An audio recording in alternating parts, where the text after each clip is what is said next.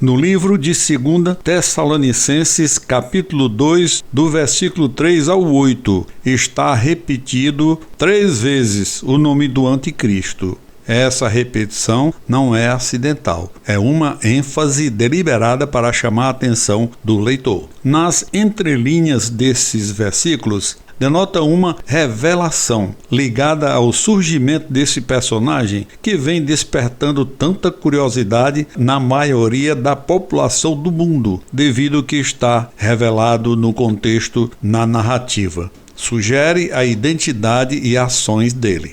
É verdade que a Bíblia é uma biblioteca de vários livros de ensinamentos, aconselhamentos, mistérios e principalmente de profecias e revelações. Este livro abordado neste vídeo é uma revelação para nos preparar com base na fé genuína nestes tempos de tantos enganos e apostasia. Então virá o filho da perdição que se opõe e se exalta contra tudo que se chama Deus, se assente no templo de Deus, mostrando-se que é Deus. A primeira menção refere-se ao aparecimento ou à vinda, à vista pública do homem do pecado.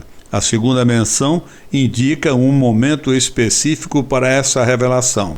Implica que há um tempo determinado em que este indivíduo será revelado, sugerindo um calendário divino ou profético. A menção final refere-se ao fato de aquele ímpio ser exposto, que vai coincidir com o tempo do julgamento do Senhor Jesus Cristo. Mas como se pode definir quem realmente é o anticristo? Muitos homens poderosos que existem ou que já passaram por esta vida e que surpreenderam a todos com atos maleficamente extravagantes e até com atos benevolentes, foram taxados como anticristo. Na verdade, é que ninguém nesta terra soube definir quem era ou é o anticristo. Mas em 1 João, capítulo 4, versículo 3, diz que "E todo espírito que não confessa que Jesus Cristo veio em carne não é de Deus, e tal é o espírito do anticristo."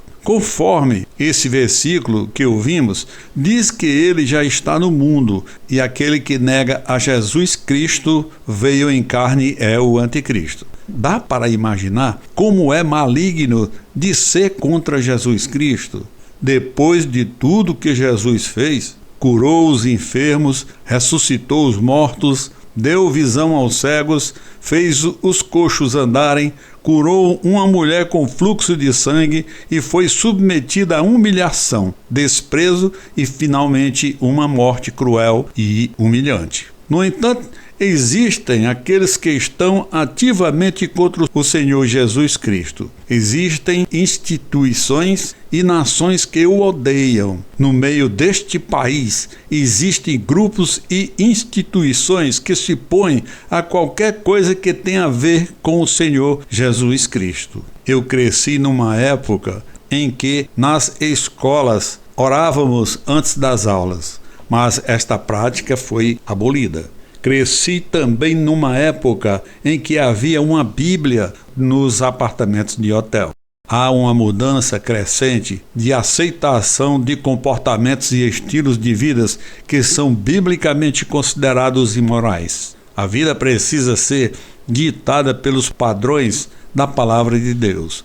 O comportamento moderno e até cultural é a aceitação do sexo antes do casamento, adultério, imoralidade sexual e outros atos que pervertem a moral e os bons costumes. Deus criou o casamento através de Adão e Eva, ou seja, entre o homem e a mulher. Deus criou o sexo para que ocorresse dentro dos limites do casamento. Fora desses padrões é a diminuição do respeito pelos valores cristãos.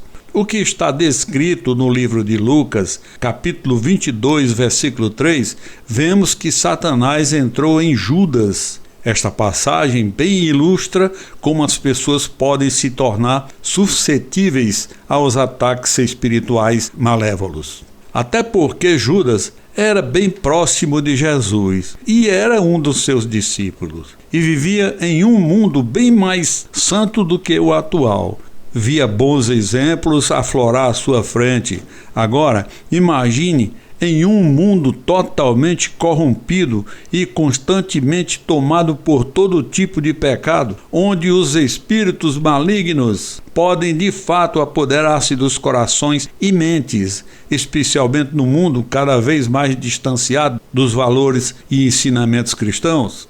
Até aqui, vemos que já existem muitos anticristos no mundo, significando uma aplicação mais ampla do termo para abranger qualquer força ou indivíduo que se oponha a Jesus Cristo. Mas estes indivíduos denominados de anticristo não o são apenas pessoas guiadas e conduzidas pelo Espírito, aí sim, do anticristo, que está muito ativo nos últimos tempos. Este espírito está se manifestando de várias formas, ensejando uma escalada significativa na batalha espiritual entre a luz e as trevas. Conforme o que está profetizado, haverá um aumento notável daqueles que são influenciados e controlados pelo espírito do anticristo.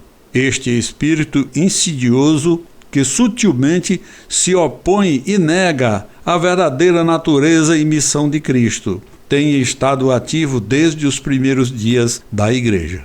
Indivíduos sob a sua influência exibirão um afastamento acentuado dos valores cristãos, promovendo ideologias que contrastam fortemente com os ensinamentos bíblicos e desempenharão um papel fundamental no início da manifestação física do anticristo. O seu espírito prepara o terreno para a sua chegada e aceitação.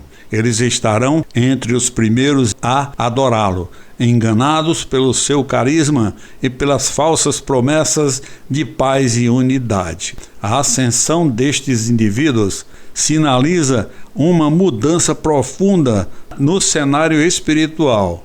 Eles não só darão as boas-vindas ao anticristo quando ele vier, mas também participarão ativamente dos seus atos, seja por políticas que contradizem a ética cristã e a perseguição àqueles que professam sua fé em Jesus Cristo.